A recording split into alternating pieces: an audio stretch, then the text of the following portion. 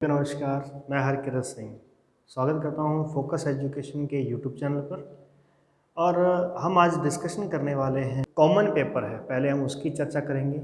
उसकी आंसर की आपको मैं अपनी तरफ से जो है वो बताने वाला हूं, और फिर उसके बाद में हम ज्योग्राफी की भी आंसर की लेकर के आएंगे। तो ज़्यादा समय आपका ना लेते हुए चलते हैं सीधा वीडियो की तरफ, और आप सभी अंत तक बने रहिएगा। और हम जल्द ही छोटी सी वीडियो के अंदर सभी क्वेश्चनों के आंसर टिक करेंगे फिलहाल एक बार। और जैसे ही हम टिक करते हैं तो आप मुझे कमेंट करके जरूर बताइएगा कि आपके कितने नंबर बन रहे हैं।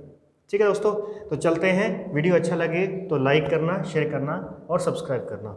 सबसे पहला प्रश्न हमारे पास में आता है, पर्यावरणीय तनाव, परिस्पर्धी उद्दीपन, ठीक है, व्यक्ति परक तनाव किसके उदाहरण हैं? तो आप सब देख सकते हैं कि ये सब जो है लगभग किस तरीके का हमें इसका सीक्वेंस देखने को मिल रहा है। तो ये हमारा बैठ रहा है भावनात्मक बाधा उत्पन्न हो रही है इन सब की वजह से। इसके बाद में यदि हम आगे देखते हैं तो दूसरा क्वेश्चन हमारे पास में आता है, इशारे करना, गुरगुराना, मुंह बनाना। तो ये ऑब्वियसली बात है, आप सभी को पता होगा कि ये गैर मौखिक संचार की विधि है। नेक्स्ट, इसके बाद में ये कुछ रीजनिंग का प्रश्न था जो लगभग काफ़ी स्टूडेंट ने मुझे बताया कि भी उनका रीजनिंग जो है वो बहुत ही वीक गया है, मैथ भी बहुत काफ़ी टफ टाइप में दिया है, लेकिन इतना हम नहीं कह सकते। ठीक है, जिसको समझ में आया वो उसने कर भी लिया। ठीक है, और कैसे क्या इसका आंसर है, इसका 1788, और किस प्रकार से इसका आंसर आएगा। अगर आप इसकी पूरी कंप्लीट वीडियो चाहते हैं कि भी आपको मैं मैथ के क्वेश्चन और रीजनिंग के क्वेश्चन करवाऊं, तो मुझे उसके लिए कमेंट बॉक्स में आप अपना कमेंट जरूर छोड़िएगा। ठीक है, चलिए आगे बढ़ते हैं। संचार में व्याख्या प्रक्रिया, समझने का प्रयास कहाँ पे होता है? तो संदेश में होता है। भी संदेश को हम समझते हैं। जो अधिक चिंता का विषय है वह क्या है? भी वह क्या है? वह का प्रभाव कार्यक्रमों, संचारों और कार्टूनों में हिंसा के दृश्यों को बार बार दिखलाने से परिणाम स्वरूप हो सकता है। तो यहाँ पर भी जो क्वेश्चन का आंसर लगाया जा रहा है वो है भी असंवेदीकरण। ठीक है, भी ये अपने को थोड़ा ध्यान रखना है। फिर इसके बाद में आगे बढ़ते हैं। तो ये भी जो है कि मैं अपनी तरफ से बता रहा हूँ, लेकिन कुछ क्वेश्चन ऐसे हैं जो मैं आपको फिक्स पूरे करेक्ट बताऊंगा, जो कोई भी इसको गलत नहीं कर सकता। जैसे कि ये हमारे पास में क्वेश्चन है मैथ का, ये वाला क्वेश्चन, इसका 600 आंसर आएगा। यहाँ पे कितने मत पड़े थे? ये बहुत ही आसान है, कोई ज़्यादा मुश्किल काम नहीं होता इसके अंदर। कि जीतने वाले को 82% मत मिले हैं, तो सीधी सी बात है हारने वाले को कितने मिले होंगे? तो यहाँ पर हारने वाले को 18% मत मिले हैं, और दोनों का जो यहाँ पे डिफरेंस निकल करके आएगा वो आएगा भी 64। तो जब हम इसको 64 से डिवाइड करेंगे वो, और 100 से हम जब इसको करेंगे क्वेश्चन को मल्टीप्लाई, तो हमारे पास में आएगा 6000 इसका आंसर आ जाएगा। ठीक है, अभी इसके बाद में आगे बढ़ते हैं। तो ये है कुछ होंडा बाइक की कल्पना यहाँ पे की है। तो यहाँ पर देखिए जरा कितना आंसर आएगा, 8685 यहाँ पे इसका आंसर बनेगा। नेक्स्ट आगे देखते हैं। तो एथलीट्स, जो 3 एथलीट हैं जो दौड़ रहे हैं, पकड़ रहा है, आर उसको पकड़ेगा। तो ये 40 की स्पीड से भाग रहा है और आर 60 की स्पीड से भाग रहा है। ये 5 मिनट में कितना चला जाएगा? 200 मीटर चला जाएगा। और अब ये दोनों एक साथ भागना शुरू हो चुके हैं। तो ये कितनी स्पीड एक्स्ट्रा ले रहा है? 20 की स्पीड एक्स्ट्रा ले रहा है। तो इस हिसाब से ये 200 मीटर को कितने टाइम में कवर कर देगा? 10 मिनट में। और अब हमें देखना है कि आर 10 मिनट में कितनी दूरी चलेगा। तो 1 मिनट में चलता है 60, तो 10 मिनट में कितनी चलेगा? 600। तो आंसर इसका क्या आ जाएगा? अभी 600 आंसर आ जाएगा। ठीक है, अब मैं ज़्यादा आपका समय नहीं लूँगा, आगे बढ़ते हैं। तो यहाँ हमारे पास में आंसर आ जाएगा अभी वर्षा और तरबतर। ठीक है, यहाँ पे इसका कोई भी आंसर नहीं निकल रहा था, लगभग सभी आंसर एक जैसे ही जा रहे थे, और सभी में निकल रहा जो था वो नानी की तरफ से निकल रहा था, जबकि निकालना हमें दादा की तरफ से पोता निकालना था। ठीक है, तो ये हमारे पास में आंसर क्या आएगा? नन ऑफ दीज आएगा इसमें। यहाँ पे बात करें कि इस प्रश्न का थोड़ा सा अभी कंफर्म नहीं हो पाया कि ये क्वेश्चन कहाँ से आ गया। यहाँ पे इसका आंसर जो बन रहा है, अधिकतर जो आंसर इसका बताया जा रहा है वो EAO है। ठीक है, इसके बाद में नेक्स्ट आगे देखिए, बात करते हैं हम इस प्रश्न की, क्वेश्चन नंबर 12। क्वेश्चन नंबर 12 पे चले तो ये कथन निष्कर्ष का प्रश्न है। तो कथन निष्कर्ष का जो प्रश्न है, इसमें हमारा जो प्रश्न आंसर सही होगा वो फर्स्ट और फोर्थ सही होगा, यानी आंसर नंबर हमारा बी यहाँ पे इसका आएगा। इसके बाद में आगे बढ़ते हैं, तो दूसरे व्यक्ति पर चाकू मारने वाले को गिरफ्तार नहीं किया जाता, किया जाना चाहिए। तो क्या मतलब है इसका? तो ये जो है ना, ये एक दुर्घटना का भ्रम है भी। यहाँ पे क्या हो रहा है? यहाँ पे दुर्घटना का भ्रम हो रहा है कि घटना, बात किसकी हो रही है, लेकिन ये इसको लागू किस पे किया जा रहा है, इस बात के बारे में यहाँ पे एक भ्रम पैदा हो रहा है। न्याय प्रणाली के अनुसार, देखिए जरा, न्याय प्रणाली के अनुसार जो हमारा यहाँ पे जो ये आंसर बनेगा, इसका जो हमारा आंसर है वो है भी यहाँ पे इसमें सी नहीं आएगा, तो सॉरी सी तो सभी में है, कौन सा नहीं था यहाँ पे? डी नहीं आएगा। तो डी नहीं आएगा तो यानी कि ये कौन सा हो गया हमारा? बी और सी यहाँ पे आंसर आ जाएगा। ठीक है, ओके, चलिए आगे बढ़ते हैं। इसके बाद में ये प्रश्न आ जाते हैं हमारे पास में 15 से लेकर 19 तक के मैथ के प्रश्न हैं। एकदम करेक्ट प्रश्न है, यहाँ पे आपको बताए जाएंगे, बिल्कुल शॉर्ट ट्रिक से बता दिया जाएगा, लेकिन काफ़ी अभ्यास की इसमें आवश्यकता होती है। तो यहाँ पे आंसर आ रहा है 2322 और यहाँ पे आंसर आ जाएगा हमारे पास में 60। क्वेश्चन नंबर 16 का आंसर हो गया बी। जल्दी से लगाते जाना आप, और वीडियो को रोक करके आराम से आप लगा सकते हैं। क्वेश्चन नंबर 17 का आंसर आएगा बी, डी, यानी 4%। यहाँ पे क्या आंसर आएगा? डी आंसर आएगा। 18 नंबर प्रश्न में हमारा आंसर आ रहा है 22.22। बहुत ही सिंपल प्रश्न है, और कौन सा आंसर बन रहा है इसका? सी ऑप्शन बन रहा है। नेक्स्ट आगे बढ़ते हैं, तो 19 नंबर प्रश्न में हमारा आंसर आएगा डी, डी भी। ठीक है, ओके, चलिए नेक्स्ट आगे। अब प्रश्न आगे हैं उच्च शिक्षा से संबंधित। तो उच्च शिक्षा से संबंधित जो प्रश्न है, ये ई यंत्र जो है इसका आंसर बनेगा, ए ऑप्शन आ जाएगा इसमें। क्वेश्चन नंबर 21, क्वेश्चन नंबर 21 में NIRF जो है, NIRF जो है इसके द्वारा जो है ये क्या है, रैंकिंग फ्रेमवर्क क्या चीज़ है? तो यहाँ पर जो है भारत में उच्च शिक्षा संस्थानों की रैंकिंग के लिए कार्य प्रणाली है। Answer number B. ध्यान दीजिएगा अभी यहाँ पे क्वेश्चन नंबर 21 पर आंसर नंबर क्या आ जाएगा? बी आ जाएगा। क्वेश्चन नंबर 22 नंबर क्वेश्चन की हम बात करें, तो यहाँ पर जो हमारा आंसर जा रहा है वो है द्विविमीय, यानी कि 2 डायमेंशनल। आंसर क्या आएगा? ओनली सी आंसर आएगा। अभी कौन सा? भी केवल सेकंड इसमें से आंसर आएगा, यानी सी आंसर यहाँ पे बनेगा। सॉरी, कौन सा आंसर बनेगा इसका? सी आंसर बनेगा। चलिए क्वेश्चन नंबर 23 में जो वीडियो कॉन्फ्रेंसिंग में आमतौर पर जो वीडियो कंप्रेशन स्टैंडर्ड का उपयोग किया जाता है वो कौन सा है? तो वो आंसर नंबर हमारा आएगा सी, MPEG 4 यहाँ पे आंसर बनेगा इसका। चलिए नेक्स्ट आगे देखते हैं। 24 में जो हमारा आंसर बन रहा है प्रमाणित उत्सर्जन कटौती क्रेडिट जो है ये क्या है? अभी कार्बन डाई CO2 की मेट्रिक टन में कमी होना, भी 1 मेट्रिक टन की कमी होना, ये एक पैमाना है, यहाँ पे मापा गया है इसमें।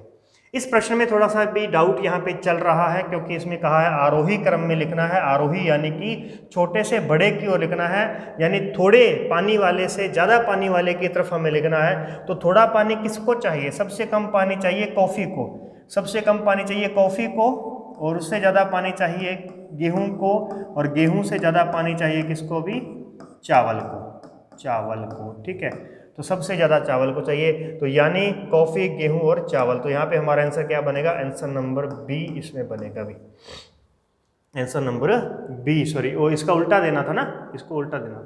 चलिए आगे देखते हैं। इसके बाद में देखिए, किसी संगठन के लिए इंट्रानेट स्थापित करने के लिए क्या आवश्यक होता है? तो ये सभी जो प्रोटोकॉल्स होते हैं, ये सभी जो सिस्टम होते हैं, इनका प्रयोग किया जाता है। किस प्रोटोकॉल के तहत स्वच्छ विकास तंत्र CDM को लागू किया गया था? तो कौन था ये? Kyoto protocol. Answer number A यहाँ पे आंसर आ जाएगा हमारे पास में। ठीक है,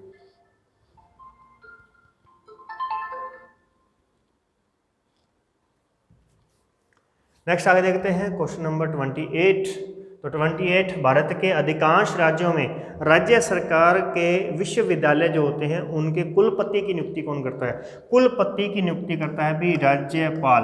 और जरा यहाँ पे ध्यान देना, अगर कुलाधिपति की बात कर लेता ना कि कुलाधिपति की नियुक्ति कौन करता है, तो कुलाधिपति होता है राज्यपाल खुद, और राज्यपाल की नियुक्ति कौन करता है? राष्ट्रपति। तब यहाँ पे क्या आंसर आता हमारे पास में? राष्ट्रपति। चलिए नेक्स्ट आगे बढ़ते हैं। भारत में ऑनलाइन शिक्षण मंच जो है, ये शिक्षण मंच जो है दीक्षा है, स्वयं है और स्वयं प्रभा है, यानी कि आंसर नंबर हमारा क्या आ जाएगा? डी आ जाएगा। आंसर नंबर डी आ जाएगा, पर किसमें नहीं है। ओके,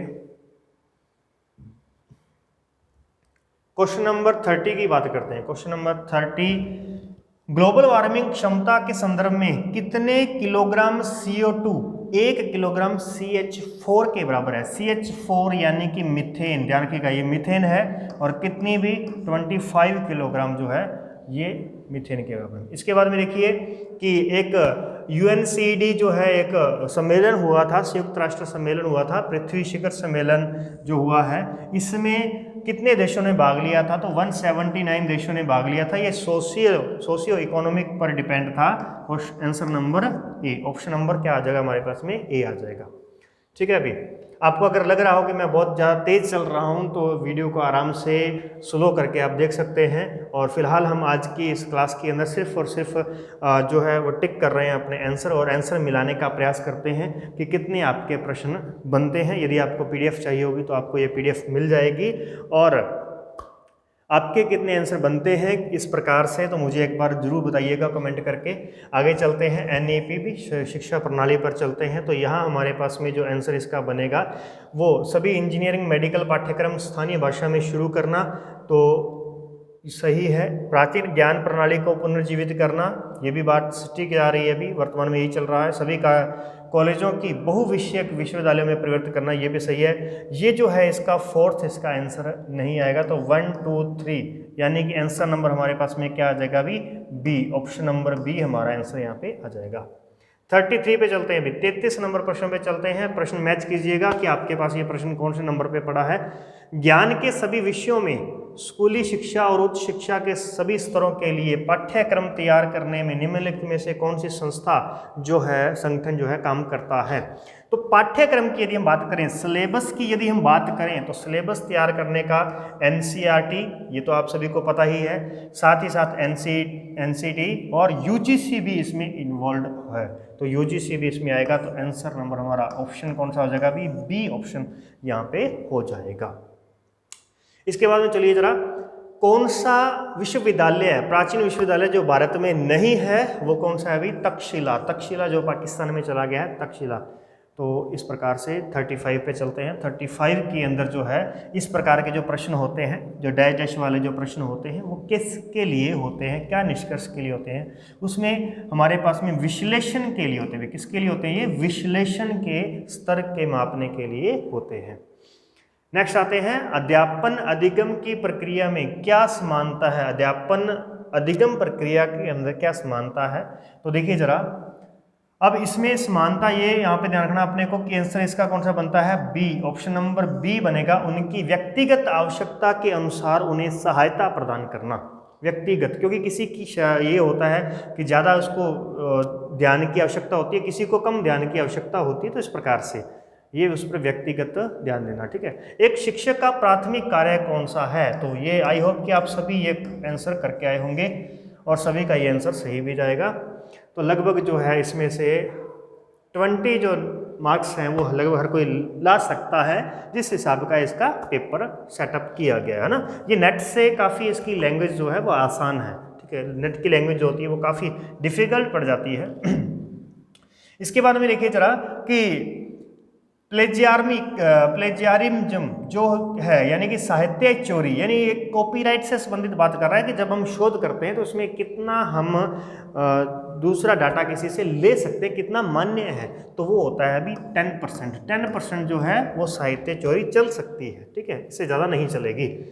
शिक्षाविद को, वो शिक्षाविद कौन थे जिन्होंने किंडरगार्टन शिक्षण प्रणाली लाई थी? भी हाँ, ये तो आप बहुत समय से पढ़ते आ रहे हैं भी, आपने फर्स्ट ग्रेड में पढ़ा होगा, किसी ने रीट भी दिया होगा उसमें भी इसको पढ़ा होगा। नेक्स्ट आगे क्वेश्चन नंबर देखिएगा जरा 40, क्वेश्चन नंबर 40 पे पहुंच चुके हैं हम, ज़्यादा समय आपका नहीं ले रहे हैं। चलिए देखिए जरा, यहाँ पर हमारे पास में चतुर्थांश की बात कर रही है कि इन चतुर्थांश की सूची में कौन कौन से आते हैं। स्वयं की यानी संयम, स्वयं जो है हमारे पास में दिशा निर्देशों के अनुसार।